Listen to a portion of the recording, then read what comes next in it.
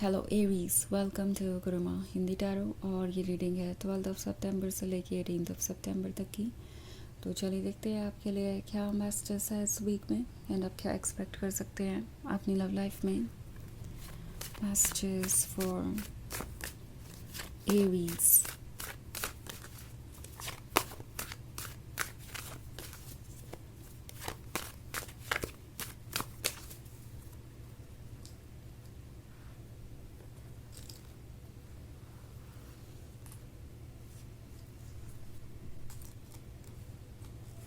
9 of Wands, 6 of Swords, the Tower, 8 of Pentacles and the World.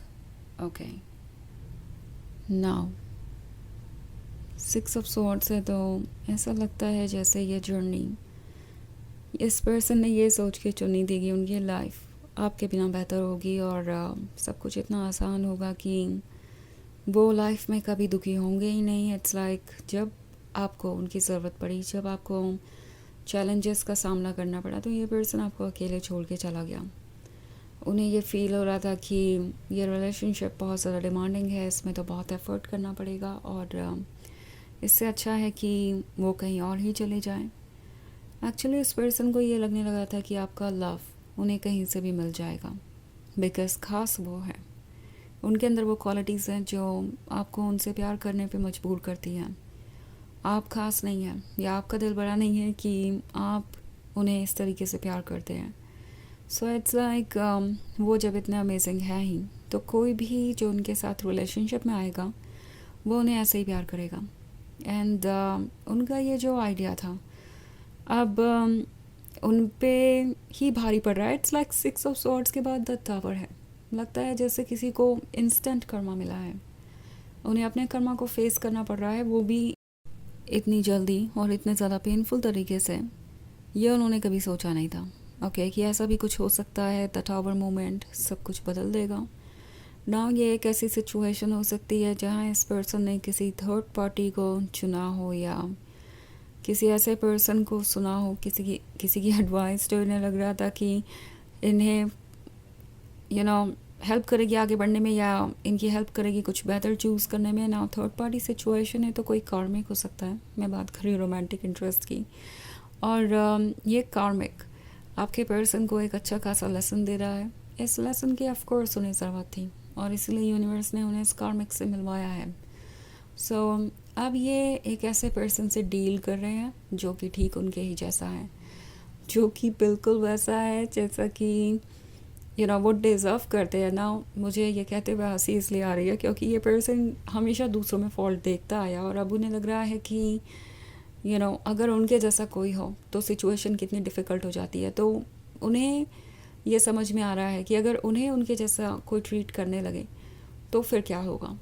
सो पहली बार वो mirror में देख रहे हैं और उन्हें वो इमेज पसंद नहीं आ रही जो वो देख रहे हैं। ऑल्सो ये भी हो सकता है कि ये कोई फैमिली मेम्बर हो जिसने इन्हें कहा था कि ये आपसे बेहतर डिज़र्व करते हैं और उन्हें इस रिलेशनशिप में नहीं होना चाहिए। एंड आपका पर्सन उनकी बातें सुनकर आगे बढ़ गया यही सोच के कि शायद ये फैमिली मेम्बर सही कह रहा है, वो इतने स्पेशल जो है, अगर उन्हें आप मिल सकते हैं तो आपसे भी बेहतर कोई और मिल सकता है। आइडिया ये था। एंड ऐसा भी लग रहा है 8 ऑफ पेंटिकल्स के कार्ड के साथ कि ये किसी ऐसे के साथ रिलेशनशिप में आने के बारे में सोच रहे थे जो इनकी जिम्मेदारियाँ उठा लेना। 8 ऑफ पेंटिकल्स है तो शायद इनको किसी से फाइनेंशियल हेल्प की भी उम्मीद थी। इन्हें लग रहा था कि ये इनके लिए अच्छा रहेगा। सो मे बी इन्होंने किसी और को सिर्फ इसलिए चूज़ किया क्योंकि कोई और इन्हें ज़्यादा फ़ायदेमंद नजर आ रहा था। इन्हें लग रहा था कि कोई इनकी लाइफ को बहुत ईजी बना देगा और इन्हें इस रिलेशनशिप की स्ट्रेस लेने की ज़रूरत नहीं है। इन्हें इस रिलेशनशिप के लिए अपने आप को प्रिपेयर करने की ज़रूरत नहीं है, एफ़र्ट करने की ज़रूरत नहीं है। वो आपको आपकी परेशानियों के साथ अकेला छोड़ के आगे बढ़ सकते हैं और सब कुछ ठीक ही होगा। ओके, द वर्ल्ड का कार्ड है तो अब इस पर्सन को ये समझ में आ रहा है कि जो दूर से दिखाई दे रहा था वैसा कुछ रियलिटी में नहीं है ना। ये कोई थर्ड पार्टी हो सकती है, कोई ऐसी थर्ड पार्टी जो इन्हें ऑनलाइन मिली हो। डिस्टेंस की बात हो रही है तो ये लॉन्ग डिस्टेंस रिलेशनशिप हो सकता है। सो शायद ये कोई ऐसा पर्सन है जो इन्हें ऑनलाइन मिला हो या किसी के थ्रू इंट्रोड्यूस हुआ हो, मगर इनसे दूर कहीं रहता है। और फिर भी आपके पर्सन ने इस थर्ड पार्टी को चूज़ किया क्योंकि उन्हें लग रहा था कि ये थर्ड पार्टी उन्हें कुछ ऑफ़र कर सकती है। इस थर्ड पार्टी के साथ लाइफ इजी हो जाएगी क्योंकि उन्हें ये थर्ड पार्टी फाइनेंशियली सपोर्ट करेगी। यस, 8 ऑफ पेंटिकल्स है, तो यहाँ पे क्लियरली इस पर्सन का प्रैक्टिकल डिसीजन मुझे नज़र आ रहा है। ये सिर्फ़ और सिर्फ पैसों के बारे में सोच रहे थे। ये सेल्फिशनेस और ये लालच इनके इस डिसीजन में बहुत बड़ा रोल प्ले कर रही है। एंड ये भी हो सकता है कुछ लोगों के केसेस में कि इस पर्सन ने किसी ऐसे को चूज़ किया हो जो इनके फैमिली मेम्बर्स को पसंद था, बिकॉज़ इससे उन्हें अपने फैमिली मेम्बर्स का सपोर्ट मिलेगा। ओके, फाइनेंशियल स्टेबिलिटी उनके लाइफ में रहेगी, वो अपने कंफर्ट जोन में रहेंगे, उन्हें एफ़र्ट नहीं करना पड़ेगा। यही सोच कर इस पर्सन ने ये डिसीजन लिया। बट अब ये जो 9 ऑफ वॉन्ड्स का कार्ड है, ये दिखा रहा है कि ये कितने अपसेट हैं, ये लॉस्ट हैं और फील कर रहे हैं कि इससे बाहर आने का कोई तरीका नहीं है। आपने जो देखा है और जो एक्सपीरियंस किया है उसके बाद तो आप उन पर कभी ट्रस्ट नहीं करने वाले। और ये भी नहीं जानते कि वो कैसे आपको कन्विंस करेंगे कि आपको उन पर ट्रस्ट करना चाहिए। जो उन्होंने किया उसका कोई एक्सप्लेनेशन नहीं है एंड उसको वो डिफेंड भी नहीं कर सकते। ये चीज़ तो उन्हें क्लियरली समझ आ ही रही है। सो ये एक जनरल रीडिंग है, ये सबसे रेजोनेट नहीं करेगी। एनर्जी रिवर्स हो सकती है अगर आप क्रॉस वॉचर हैं। इसके अलावा अगर आप पिछले वीक की रीडिंग या ईयरली रीडिंग देखना चाहें 2025 की, तो उसका लिंक भी आपको डिस्क्रिप्शन बॉक्स में मिल जाएगा हमेशा की तरह। सो चलिए आगे बढ़ते हैं और देखते हैं और क्या मैसेजेस हैं आपके लिए। Aries, messages for Aries, Page of Wands, King of Wands, Justice, 4 of Cups and 5 of Pentacles. Okay. So हमारे पास है 5 of Pentacles, तो फिर से एक बार वही थर्ड पार्टी वाली बात and financial struggle. And I think इस पर्सन ने किसी थर्ड पार्टी वाली सिचुएशन में सिर्फ और सिर्फ आपको इसलिए डाला क्योंकि उन्हें यह लग रहा था कि कोई थर्ड पार्टी उन्हें कुछ दे सकती है और आप इसके साथ कंफर्टेबल होंगे। उन्हें शायद अभी भी यही लगता है कि वो अगर वापस आए तो आप उन्हें डेफिनेटली एक्सेप्ट करेंगे।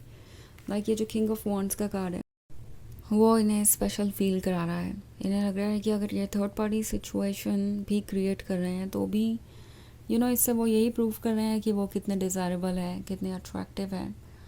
वो ये सोच रहे हैं कि शायद इससे आपके अंदर कोई कंपटीशन वाली फीलिंग आएगी, आप उनके अटेंशन के लिए दूसरों से compete करेंगे और ये उन्हें एक अच्छा आइडिया लग रहा है। जस्टिस का कार्ड है हालांकि, तो टैरो आपसे कह रहा है कि जस्टिस कीजिए अपने साथ, वो चीज़ें चूज़ कीजिए जो आपके लिए अच्छी है। बिकॉज़ ये जो रिलेशनशिप है वो ऑलरेडी बहुत कॉम्प्लिकेटेड है और अगर आप जस्टिस नहीं करेंगे अपने लिए तो डेफिनेटली आप फिर से डिसअपॉइंट होंगे।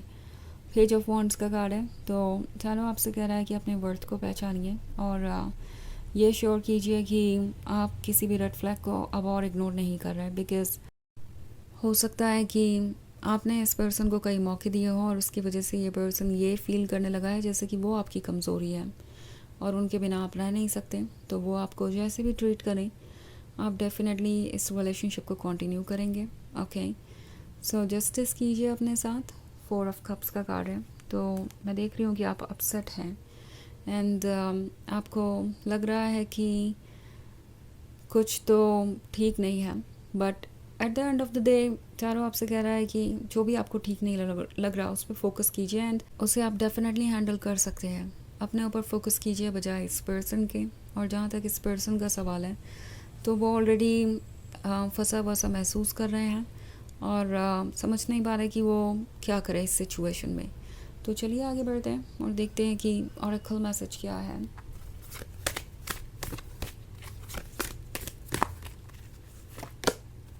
Divine Director, Intervention and Purpose. Divine intervention is occurring. Know that you are being guided. Happiness is your purpose. तो ये कार्ड आपसे कह रहा है कि आपका पर्पस है खुश रहना। ओके, अपने मन की डिवाइन आवाज़ को सुनिए आपको गाइड किया जा रहा है और ये गाइडेंस आपको दूर तक ले जाएगी।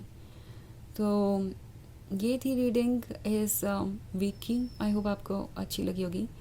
Thanks for watching. Till next video. Bye.